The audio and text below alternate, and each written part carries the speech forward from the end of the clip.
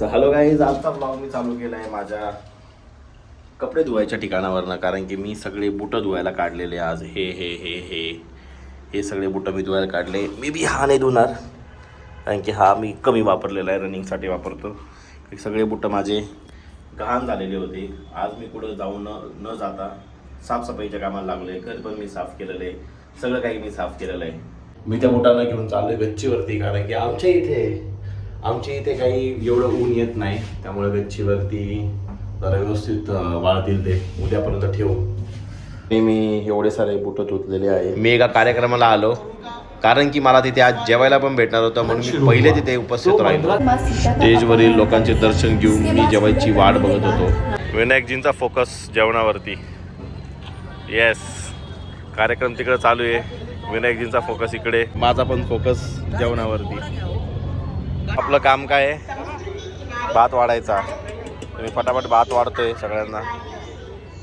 गोंडस स्माईल.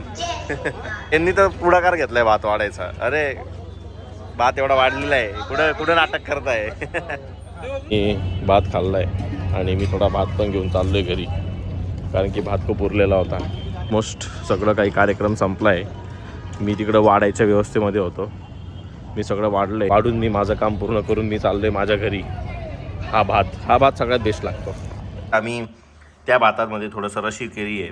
रशीने काय म्हणता याला, दही तडका केला आहे आणि तो दही तडका घेऊन मी खातोय.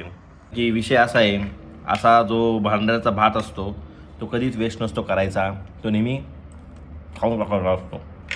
हा बेस्ट भात असतो, घरच्यापेक्षा जास्त बेस्ट असतो. आता घरी आणि भंडाराचा भात हा सगळ्यात बेस्ट भात असतो.